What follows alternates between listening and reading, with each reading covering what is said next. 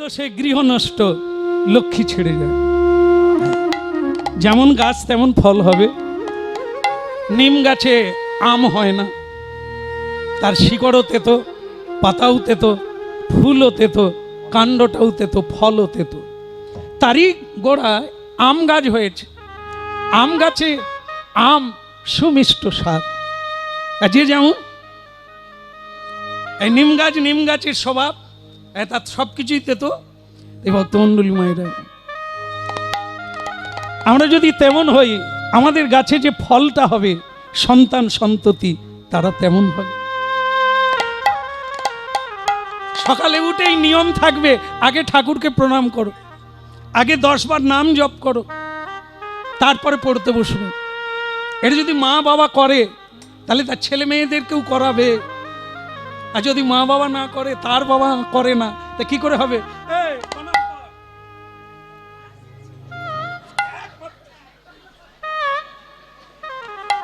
এ আর হয়? এ শক্ত হয়ে গেছে, এ আর হবে?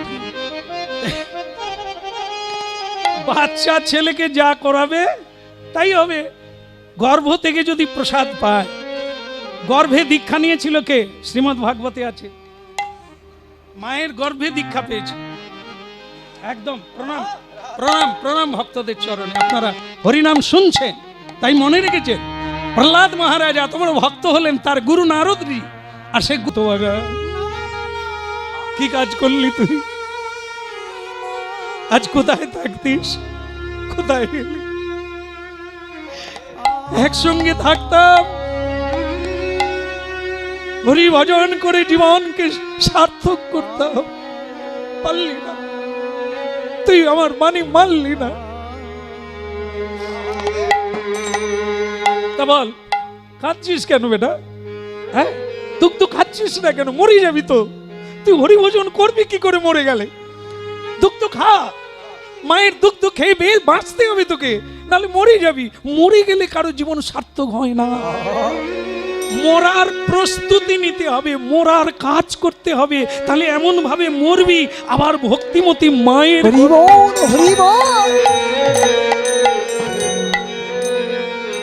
ওরে, এ যা কিছু মানুষ করছে মরার জন্য, তোকে মরতে হবে। কিন্তু এখন মরে গেলে হবে না, মরার কাজ করতে হবে। কি করতে করতে মরবি সেইটা তো করতে হবে, তোর করা হয়নি। গুরুজি, আমার মা দীক্ষা নেয়নি, আমার মা কোনোদিন তুলসী পরিক্রমা করেনি, আমার মা কোনোদিন প্রসাদ পায়নি।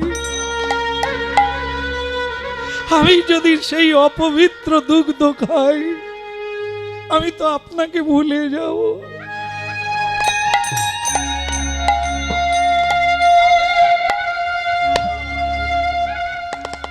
তুই বড় প্রাণে নাড়া দিস বাছা, তুই বড় প্রাণে নাড়া দিস।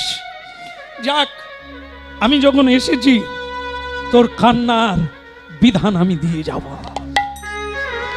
আমি তোর মাকে, তোর বাবাকে দীক্ষা দেব, হরিনাম দেব, আর বিধি বলে যাব, যা কোনোদিন তারা আর অপবিত্র থাকবে না, তারা হরি ভজন করবে, আর তুইও হরি হরি। আজ থেকে তোর নাম দিয়ে গেলাম রবি দাস। রবি মানে সূর্য, রবি মানে তপন, রবি মানে কিরণ। আমি তোর নাম দিলাম রবি দাস। অগণন মানুষ তোর থেকে জ্যোতি প্রাপ্ত হবে, আলো প্রাপ্ত হবে, প্রভাব প্রাপ্ত হবে, কৃপা প্রাপ্ত হয়ে হরি ভজন। নামে দিলাম রবিদাস, নাম দিলাম রবিদাস, নাম দিলাম রবিদাস, নাম দিলাম রবিদাস। ভক্তমণ্ডলী মায়েরা, আপনারা জানেন যে আমার পরে এক মহান শ্রদ্ধেয় কীর্তনী, আমার ভালো লাগছে যে ওনাকে পাওয়া গেছে। হ্যাঁ, তা উনি আসবেন, সময় হয়ে গেছে, আর উনি আসছেন। কেমন? আর আমার তো বিদায়ের ঘন্টা। আবার যদি কোনো দিন সাক্ষাৎ হয় আপনাদের চরণে, আবার নতুন করে আস্বাদন হবে। দিলাম রবিদাস, হরি নাম দিলাম রবিদাস, মাগো নামিটি যেন ভুলো নাহি, নামিটি যেন ভুলো নাহি, দিলাম রবিদাস, দিলাম রবিদাস। এর নাম দিলাম রবিদাস।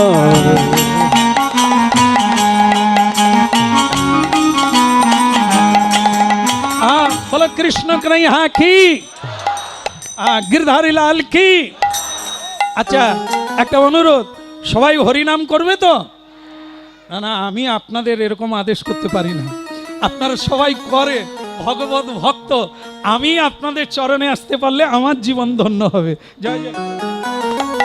আজকে রামানন্দ স্বামী মুচি পাড়ায় গ্রামের সবাইকে বলছে, আপনারা প্রতিদিন সন্ধ্যায় বসে একটু হাতে তালি দিয়ে কীর্তন করবেন তো? সবাই করবেন তো?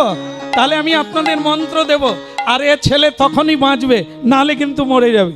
আমি রবিদাস নাম রাখলাম, ইনি পরবর্তীকালে রহিদাস নামে খ্যাত হয়েছিলেন, আর এই জন্মেই ভগবান রামচন্দ্রের দর্শন প্রাপ্ত হয়েছিল। দিলাম রবিদাস না, দিলাম রবিদাস, হরি নাম দিলাম রবিদাস, নামিটি যেন ভুলো না খে, নামিটি যেন ভুলো না খে, দিলাম রবিদাস না, দিলাম রবিদাস। এর নাম দিলাম রবিদাস, হরি নাম দিলাম রবিদাস।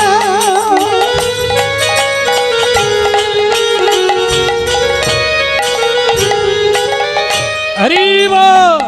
হরি বল। আচ্ছা, আমি আসি, হ্যাঁ, আর কোনোদিন দরকার পড়লে আবার ডাকবেন, বলুন রাধে রাধে। না না, আমি বললাম না, রামানন্দ স্বামী বললেন। কি, ছেলেটা বড় হতে লাগলো, আর বাবার একটা জুতো দোকান আছে সেলাই করা। তো বাবা বললেন, রবিদাস তুমি কিন্তু আমার মতো হবে না, মুচি হবে না, তুমি কৃষ্ণ ভক্ত হবে, ভদ্র হবে, তুমি কোনো শহরে চলে যাও, তোমাকে জুতো সেলাই করতে হবে না। রবিদাস বললেন, জুতো সেলাই করব, আর এ জন্মেই ভগবানকে প্রাপ্ত হবে।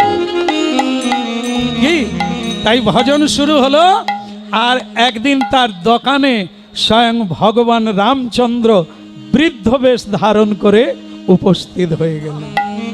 জয় সিয়া রাম বলো, জয় সিয়া রাম, জয় সিয়া রাম বলো, জয় সিয়া রাম। बोलो जय सिया राम, बोलो जय सिया राम, जय सिया राम, बोलो जय सिया राम।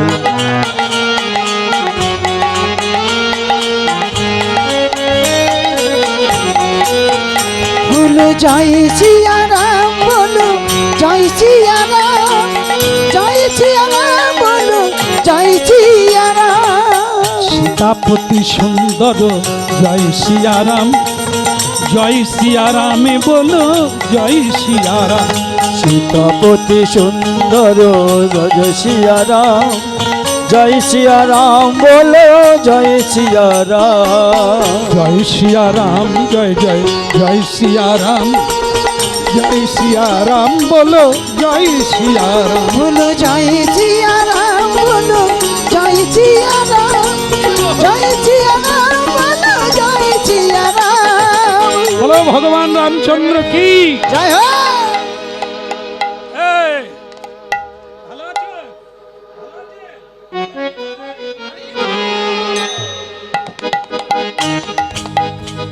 এরকম পাগল ভক্ত খুব কম দেখা যায়, প্রায় প্রায় সবাই একরকম সুন্দর, ভালো লাগছে, ভগবানের কৃপা হোক। তো ভগবান রামচন্দ্র ভক্তের বাড়ি এসে গেলেন, ভক্ত তো চিনতে পারে না, মুখের দিকেও তাকায় না, সে তার গান গাইছে আর জুতো সেলাই করছে। জয় সিয়া রাম বলো,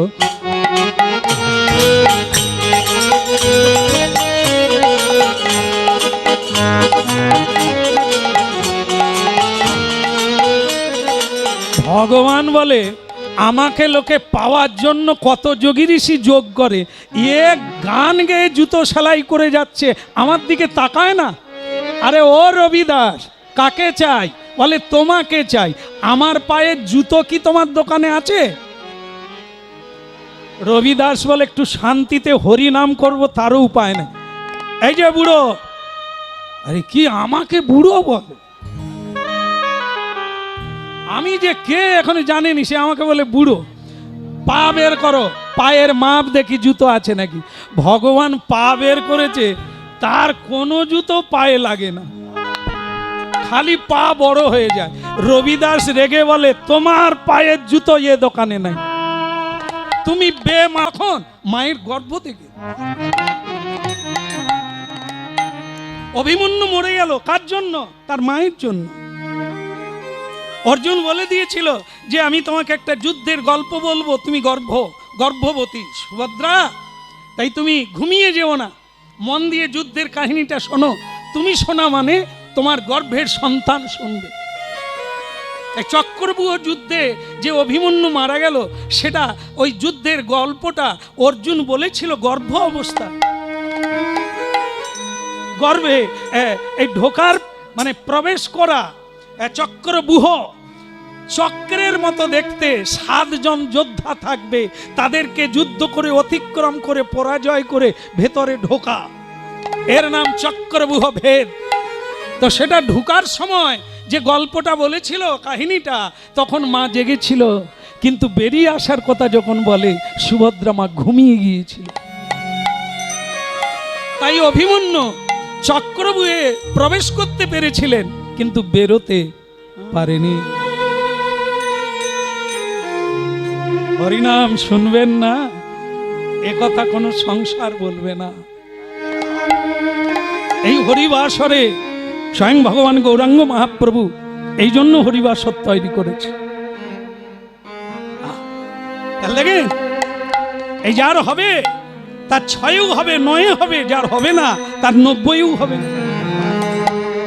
তাই গর্ভ থেকে প্রহ্লাদ মহারাজ এত বড় মহান বৈষ্ণব হয়ে গেলেন, ভাবুন।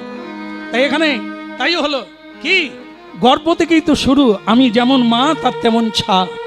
আমরা যেমন হব, আমাদের চরিত্র অনুযায়ী আমাদেরই রক্তে আর একটা ফসলের জন্ম হবে। তাই ভক্তমণ্ডলী মায়েরা, আজকে গুরুদেব এসে বললেন রাজার দোষে রাজ। আমার ভালো লাগলো এই পরিবেশ থেকে, যে এই মুচির পাড়ায় আমি কোনোদিন আসি না, এরা আমাকে ডাকেও না, কিন্তু আজকে এসে দেখলাম এত উলুধ্বনি, এত শঙ্করধ্বনি, এত হরিধ্বনি আমাকে আনন্দ দিয়েছে, আমাকে খুব সুখী করেছে।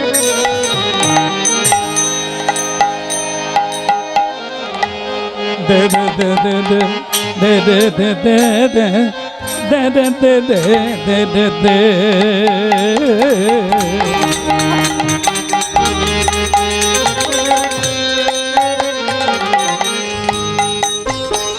তাহলে কি হলো, গুরুজি এসে গেলেন আর সবাইকে খুব সম্বর্ধনা করলেন, আপনাদের মঙ্গল হোক, যে কাজে এসেছি সেটা দেখি। ভেতরে প্রবেশ করলেন, গিয়ে বললেন কই তুমি যে ডাকলে তোমার ছেলে কোথায়? ওর মায়ের কোলে ভেতরে। ঠিক আছে ঠিক আছে, আমি ভেতরে যাচ্ছি, তোমরা কেউ ভেতরে আসবে না, আমার কথা রাখবে, ভেতরে কেউ আসবে না। ভেতরে প্রবেশ করলেন, মা কেঁদে গুরুজির কোলে সন্তানকে দিলেন, বললেন মা তুমি একটু বাইরে যাও, তোমার শিশুকে আমি একা করে দেখতে চাই, তুমি একটু বাইরে যাও। মা ছেলেটিকে কোলে দিয়ে গুরুজির কোলে দিয়ে বেরিয়ে এলেন। রামানন্দ স্বামী ছেলেটিকে কোলে নিয়ে বললেন, কিরে কাঁদছিস যে বড়? কাঁদার স্রোতটা আরো বেড়ে গেল। শিষ্য প্রাণারাম গুরুজিকে চিনতে পেরে গেছে, আর গুরুজি চিনতে পেরে গেছে তার শিষ্যকে। তাই কেঁদে উঠল দুইজন, শিষ্য কাঁদছে, গুরুজিও কাঁদছে। হপের লোক, তোমার পাও ছোট বড়। ভগবান বলে তো তাহলে জুতো নাই, হ্যাঁ? তাহলে তুই একবার নয়ন খুলে আমাকে দেখ, তোর ইচ্ছা আজ পূর্ণ করি। যুগল হয়ে দাঁড়ালো, যুগল হয়ে দাঁড়ালো, যুগল হয়ে দাঁড়ালো, যুগল হয়ে দাঁড়ালো। বলো হরি হরি হরি বলো, যুগল হয়ে দাঁড়ালো। হরি হরি হরি বলে যুগল হয়ে দাঁড়ালো, হরি হরি হরি বলে যুগল হয়ে হরি হরি হরি বলে যুগল হয়ে দাঁড়ালো ভক্ত ভগবানের দোহা মিলন মাধুরী ভক্ত আর ভগবানের মিলন মাধুরী